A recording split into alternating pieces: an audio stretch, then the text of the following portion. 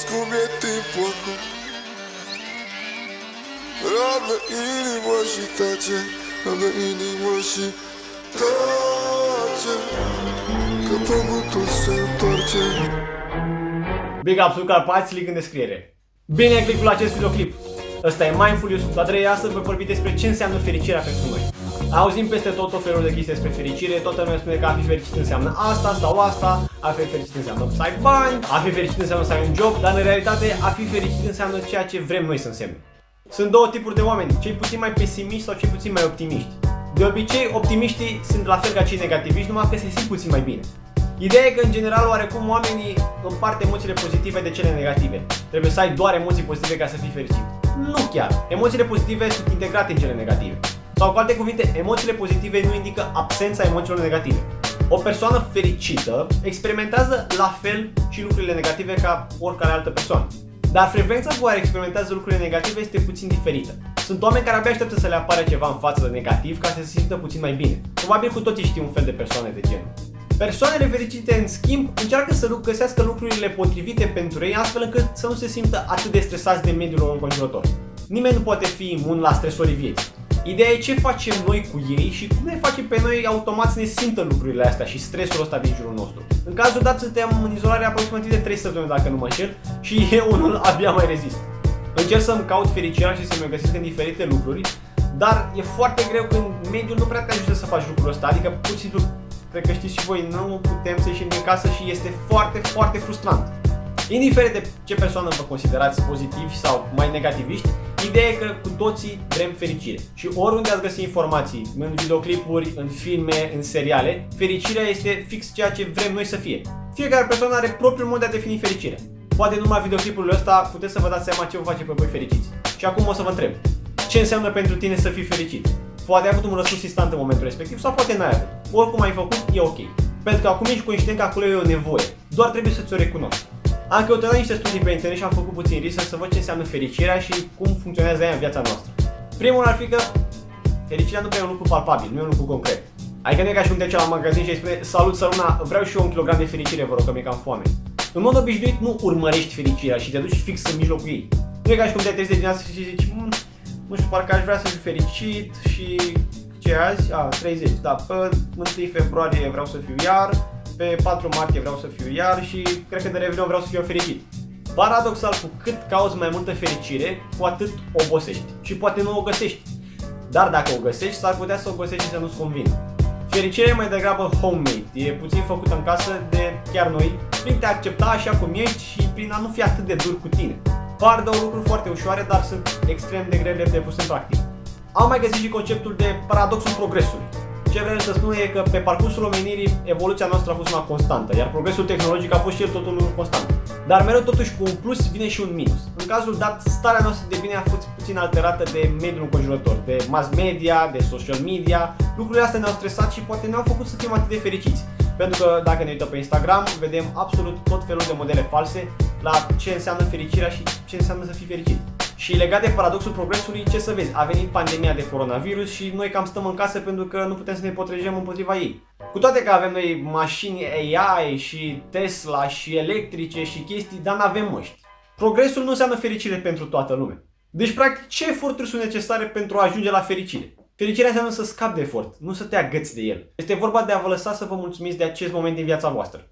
Asta nu înseamnă că acum nu trebuie să renunțăm la absolut totul și să nu mai fim absolut deloc productivi. Pur și simplu înseamnă că nu trebuie să te pedepsești pentru obiectivele alea pe care nu le-ai obținut în ziua respectivă. Adică e ok.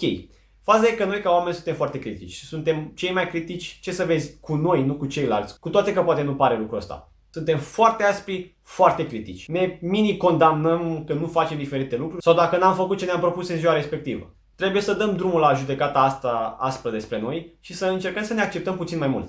Acceptarea de sine duce la o satisfacție de viață mult mai mare și la o stare psihologică mult mai bună. Deci oarecum undeva acolo este și fericirea. Trebuie să fim puțin conștienți mai mult de prezentul nostru în care trăim. Ideea de prezent e un lucru foarte simplu, aparent, dar în realitate este foarte greu de practicat. Din research-ul pe care l-am făcut, am aflat că oamenii au două mecanisme de apărare. Unul dintre ele este să gândească în trecut, iar celălalt să gândească în viitor. Practic să gândească în trecut unde toate lucrurile au fost făcute greșit sau unde ar fi putut să facă mai bine și în viitor acolo unde absolut n-au niciun control sau dacă au un control, au un control relativ.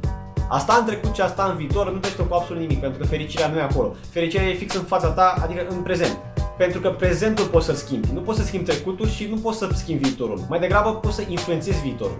Iar cu trecutul, din trecut poți să înveți. Da, aparent persoanele mai fericite sunt în prezent și își trăiesc viața în prezent, nu trăiesc în alte ere. Încercați să vă dați timp și spațiu vouă să vă puteți dezvolta. Ce înseamnă chestia asta? Înseamnă să poți să ai timp tu cu tine. Adică gândiți-vă de câte ori ați cedat în favoarea altor persoane, fie ei părinți, rude, iubiți sau iubite, sau prieteni. Mulți dintre noi nu știm cum să spunem nu, cu toate că am vrea foarte mult să facem lucrul ăsta, pentru că din N motive poate părem răi, poate suntem neserioși, poate nu ne mai plac atât de mult persoanele respective.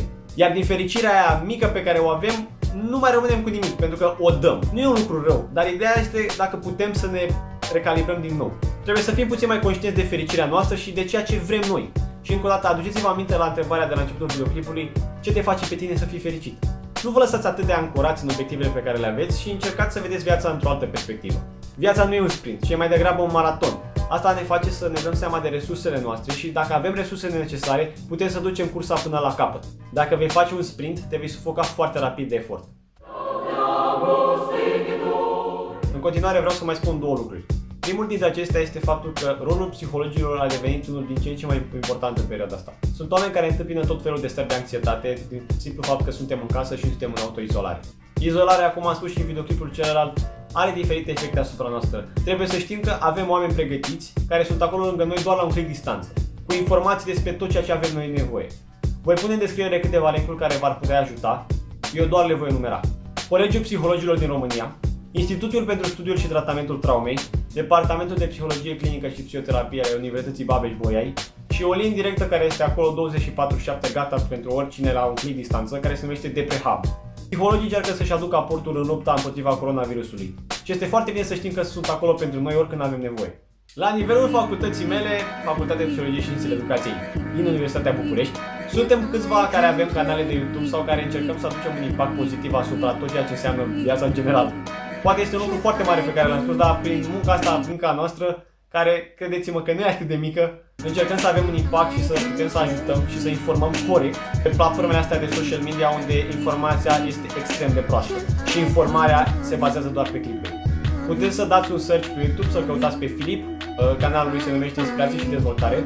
Tot pe YouTube se află și Maria, care face videoclipuri tot despre psiho, fiind tot de la noi de la facultate. Iar pe Instagram o găsiți pe Denisa, acolo cu contul de Instagram Health Body Positive Mind. Suntem câteva persoane care încercăm să aducem informații la suprafață și să putem să învățăm ceva pe bune, nu doar să ne uităm la videoclipuri de 10 minute care n-au niciun content în spate.